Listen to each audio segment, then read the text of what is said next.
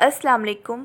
पुरानी कहानियाँ और दिलचस्प किस्से देखने के लिए मेरे चैनल को कर दें सब्सक्राइब और साथ दिए गए बेल आइकन को लाजमी प्रेस करें ताकि आपको मेरी आने वाली हर न्यू वीडियो वक्त पर मिल सके। जज़ाकल्लाह।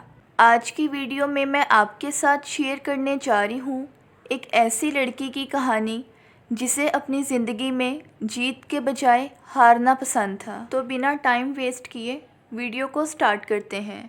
क्या बंजारने इंसान नहीं होती? क्या इनके ख्वाबों को ताबीर नहीं मिलना चाहिए? उसे अपनी कलाई में चूड़ियाँ पहनना पसंद थीं।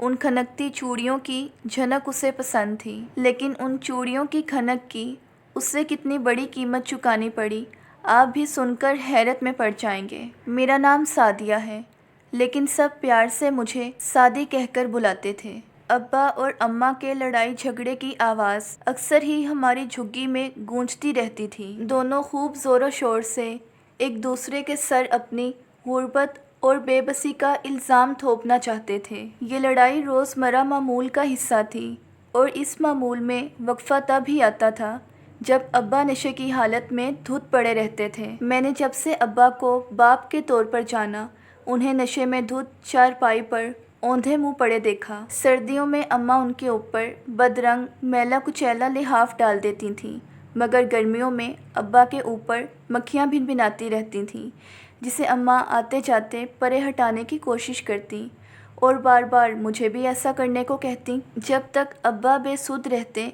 और अम्मा घर में होती तो अम्मा अब्बा के आसपास मंडलाती रहती, लेकिन अब्बा के होश में आने पर इन दोनों के दरमियान हमेशा लड़ाई होती, जिस लड़ाई का इख्तिताम हमेशा अम्मा की पिटाई पर होता। अम्मा बेचारी थोड़ी देर उन्हें कोसती और फिर से अपने कामकाज में लग जाती। जाने क्यों मैंने अम्मा को कभी रोते ना देखा था, और देखती भी कैसे। मेरा तो सारा दिन अम्मा वसाई के बेटे फैज़ान के साथ मैदान में कंचे खेलने में गुजर जाता था, जिसमें जब तक मैं हारती रहती खेल जारी रहता, लेकिन जैसे ही मैं जीतने लगती मुझे मार सहनी पड़ती और फिर मेरे रोने पर खेल ख़त्म हो जाता। रफ्ता रफ्ता मुझे जीत से डर लगने लगा था। मुझे हारना पसंद था, क्योंकि जीत में मुझे मार सहनी पड़ती और हार में मुझे घाव न लगते थे। मेरा दूसरा मशगूला अम्मा की पोटली में से रंग बिरंगी चूड़ियाँ निकाल कर अपने हाथों में पहनना और सारा दिन इन चूड़ियों को खनकाते रहना था। इन रंग बिरंगी चूड़ियों की आवाज़ मेरे दिल को खुश कर देती थी। मेरी अम्मा बंजारन थीं।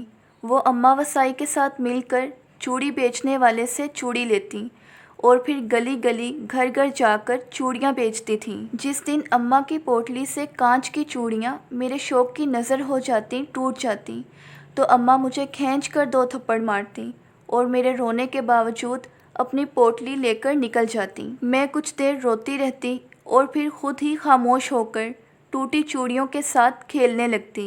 थोड़ी बड़ी हुई तो अम्मा ने मुझे भी एक पोटली थमा दी। अब रंग बिरंगी चूड़ियों के कुछ डिब्बे मेरे पास भी थे, लेकिन चूड़ियाँ बस सतूर मेरी दस्तरस से दूर थीं। जब कभी अम्मा से नज़र बचाकर अपनी कलाइयों में पहनती, अम्मा फ़ौरन उतरवा लेती और बोलती, सादी तेरे हाथ दूसरों को चूड़ियाँ पहना सकते हैं मगर ख़ुद नहीं पहन सकते।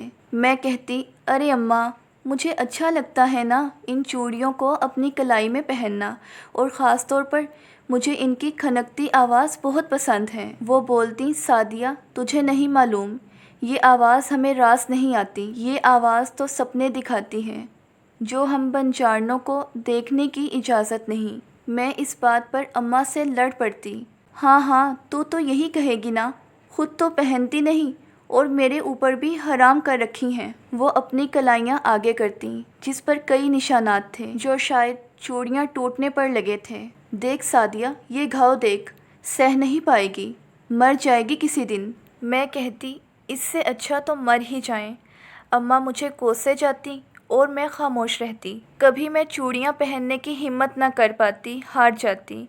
मेरा दिल मायूस होकर रह जाता, क्योंकि मुझे जीतने की सूरत मार से डर लगता था। जैसे जैसे मैं जवान होती गई, अम्मा मुझे दुपट्टा ओढ़ने को कहने लगी। मेरा दुपट्टा अम्मा की तरह मेरे सर पर न जमता था, हमेशा गले में ही पड़ा रहता। अम्मा मुझे सर पर दुपट्टा जमाने और ख़ुद को ढकना सिखाने की कोशिश में हलकान होती रहती थीं, मगर मुझे कोई फ़र्क ना पड़ता था। मुझे तो बस उनके साथ गली गली घूमना अच्छा लगता था, मगर इस लम्हे में अपना कभी काम ना भूलती थी। अम्मा के सिखाए गए तरीके के मुताबिक मैं लड़कियों को चूड़ियाँ पहनवा कर चूड़ियों की तारीफ़ करती, खुशामद करती और बलाएँ लेने लगती। जाने क्यों दिल में शदीद ख्वाहिश पैदा होती कि काश इनकी जगह मैं होती और बंजारन मुझे भी इसी तरह चूड़ियाँ पहनाती। मैं भी खिलखिला कर हंसूँ और मेरी भी कोई बलाएँ ले, नज़रें उतारे। हर गुज़रते दिन के साथ मेरी ये ख्वाहिश शदीद तर होती जा रही थी,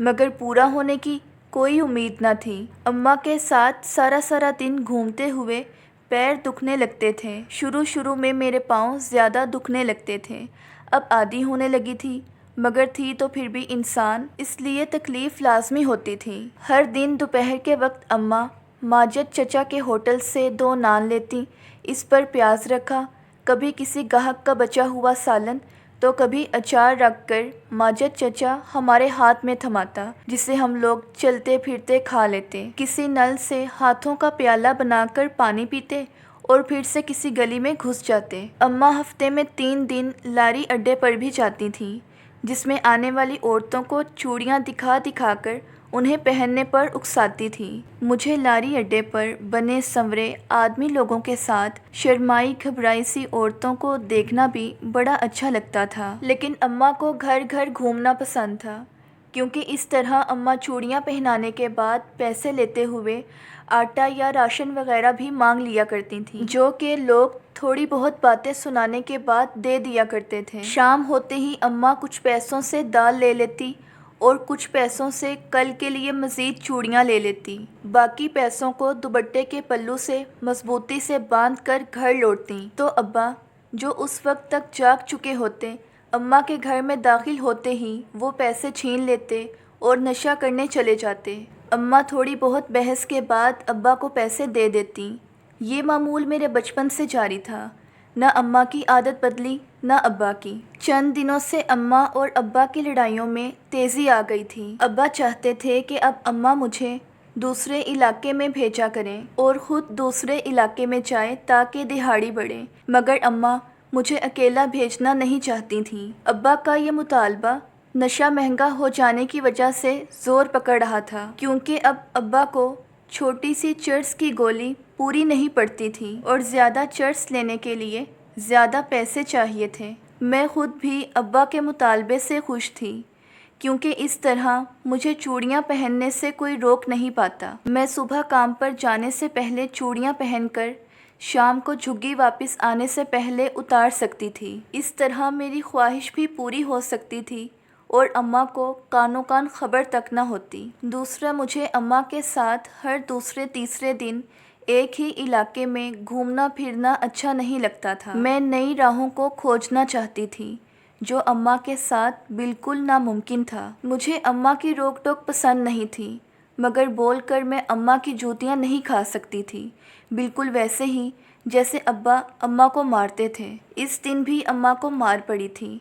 अब्बा गुस्से में घर से निकल पड़े थे, ये कहकर कि सादिया अब अकेली जाएगी दूसरे इलाके में। अब्बा का कहा पूरा हुआ, क्योंकि उसी दिन अब्बा को किसी गाड़ी ने टक्कर मार दी थी। अम्मा वसाई के शोहर और फैज़ान अब्बा को अपनी रेडी में डालकर फ़ौरन हस्पताल ले गए। हस्पताल में रखने की इजाज़त मिली, मगर साथ ही ये भी कह दिया गया कि इलाज के पैसे और बरामदे का किराया देना पड़ेगा। अब्बा की कमर की हड्डी टूट गई थी। इलाज के लिए अब्बा के नशे के पैसे कम पड़ते थे। अब अम्मा और मैं अलग अलग इलाकों में जाते, जो पैसे शाम को बचते वो ला कर डॉक्टर के हाथ पर रख देते। मगर अब्बा सिर्फ चंद दिन जिए और फिर गुजर गए। उस दिन मैंने अम्मा को पहली बार रोते देखा था। उस दिन अम्मा ने यूँ बैन किया गोया सारी ज़िंदगी की कसर निकाल रही हो, और फिर अक्सर ही अम्मा की आंखें गीली रहने लगीं। मगर मैं खुश थी।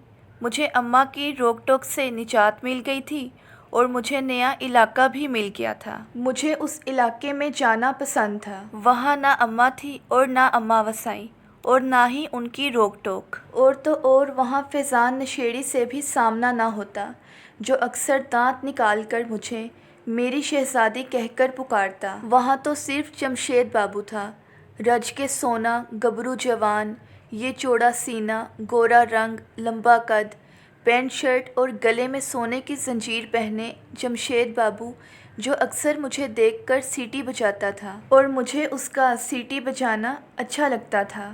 انہی دنوں میں اماں وسائی نے میری اماں سے فیضان کے لیے میرا ہاتھ مانگا، جسے سن کر میرے تو تن بدن میں آگ لگ گئی۔ اس دن میں نے اماں سے ابا بن کر لڑائی کی۔ فرق صرف یہ تھا کہ ابا ہمیشہ اماں کی پٹائی کرتے تھے، مگر اب اماں نے میری پٹائی کر دی تھی۔ اماں پوچھتی کیا خرابی ہے فیضان میں، اپنا کماتا ہے، ریڑھی لگاتا ہے، ارے ناس ماری کہیں کی، شہزادی بنا کر رکھے گا تجھے۔ میں کہتی ہاں ہاں ویسے ہی نا جیسے ابا نے تجھے شہزادی بنا کر رکھا تھا۔ اگر شہزادیاں تاری طرح ہوتی ہیں نا تو پھر میں بنجارن ہی ٹھیک ہاں، میں فیضان سے بیاہ نہیں کرانا، دس دے انہوں۔ اماں مجھے مارتی جاتی اور کہتی جاتی ہاں ہاں کمبخت ماری، تجھے تو کوئی امیر صاحب چاہیے نا، سادی تو کیوں اتنے اونچے خواب دیکھتی ہے، مر جائے گی کسی دن میرے ہاتھوں۔ اماں کی زبان اور ہاتھ دونوں ہی چلتے، مگر اس بار مجھے ہارنا قبول نہیں تھا، مجھے جیتنا تھا، چاہے اماں مجھے کتنا ہی مارتی۔ میری نظروں کے سامنے ہر وقت جمشید بابو گھومتا رہتا، نہ جانے کیوں مجھے جمشید بابو پر اتنا یقین تھا۔ اس کا مجھے پیار سے بولنا، جھلیے کبھی خود بھی تو چوڑیاں پہنا کر، کیا تجھے اچھی نہیں لگتی، تیری کلائیوں میں بڑی جچیں گی، لا میں پہنا دوں۔ وہ میرا ہاتھ تھامتا تو میں شرم کے مارے دوری ہو جاتی اور وہاں سے بھاگ جاتی۔ اب تو روز ہی جمشید بابو سے بات ہونے لگی تھی۔ جس دن وہ نظر نہ آتا یوں لگتا جیسے ساری گلی ویران ہو گئی ہو۔ جتنی شدت میری اور اماں کی لڑائی میں آ رہی تھی فیضان کے رشتے سے میرے انکار کو لے کر، اتنی ہی شدت جمشید بابو کو پسند کرنے میں آتی۔ کہاں وہ نشیڑی فیضان اور کہاں جمشید بابو۔ میں نے اپنے آپ سے ایک فیصلہ کیا اور آنکھوں میں موٹی سی کاجل کی دھار ڈالی، ہونٹوں پر لالی لگا کر جھگی سے نکل آئی تھی۔ میری دونوں کلائیوں میں سرخ اور ہری رنگ کی چوڑیاں بھری تھیں۔ آج مجھے جمشید سے اپنی بات کرنی تھی اور میں جھگی کو ہمیشہ کے لیے چھوڑ چکی تھی۔ جب میں جمشید سے ملنے گئی تو اس نے میری مرضی کے بغیر میرے ساتھ زبردستی کرنے کی کوشش کی۔ میں نے جمشید سے بہت مشکل سے جان چھڑوائی۔ مجھے تو یقین نہیں آ رہا تھا کہ جمشید میرے ساتھ یہ حرکت کر سکتا ہے، جبکہ میں نے تو جمشید پر خود سے زیادہ یقین کیا تھا۔ آخر کار میں جھگی میں ہانپتی کانپتی داخل ہوئی۔ اماں ابھی تک واپس نہیں لوٹی تھی، کیونکہ ہم بنجارنوں کو شام سے پہلے اپنی جھگی میں واپس لوٹنا نصیب نہیں ہوتا تھا۔ میں نے مٹکے سے پانی نکالا، گھٹا گھٹ پی کر وہیں مٹکے کے پاس ہی بے دم سی ہو کر بیٹھ گئی۔ میری نظروں کے سامنے کچھ دیر قبل کے واقعات گھوم رہے تھے۔ اپنے ہاتھوں سے چہرہ چھپانا چاہا تو درد کی ایک لہر سی کلائیوں سے اٹھی تھی۔ میری کلائیاں زخم زخم ہو رہی تھیں، جس کا ابھی تک مجھے احساس تک نہ ہوا تھا، مگر اب اندازہ ہوا۔ میری کلائیوں پر زخموں سے رشتہ خون میری کلائیوں کو داغدار کر رہا تھا۔ دیکھتے دیکھتے اچانک ہی یوں لگا جیسے میری کلائیوں نے اماں کی کلائیوں کا روپ دھار لیا ہے، اور تب پہلی بار مجھے اماں کی یہ بات سمجھ میں آئی کہ یہ چوڑیاں ہم بنجارنوں کے پہننے کے لیے آخر کیوں نہیں بنی۔ اماں بالکل سچ کہتی تھیں کہ یہ چوڑیوں کی کھنکتی آواز تو خواب دکھاتی ہے، جو دیکھنا ہم بنجارنوں کو راس نہیں آتے۔ تو سچ کہتی تھی اماں، میں کمبخت ماری انجانے میں کیچڑ سے محل بنانے کی خواہش کر بیٹھی تھی۔ اسی وقت میں نے اپنے وجود کو اماں کے وجود میں بدلتے پایا اور پھر بیان کرنے لگی، بالکل ویسے جیسے اماں نے ابا کے مرنے پر کیا تھا۔ بس فرق صرف یہ تھا کہ وہ اماں کا پہلا بیان تھا اور میرا آخری، کیونکہ میں جان گئی تھی کہ مجھے ہار ہی راس آتی ہے۔ اگر آپ کو میری آج کی یہ ویڈیو پسند آئی ہو تو ویڈیو کو لائک اور چینل کو سبسکرائب کرنا مت بھولیے گا۔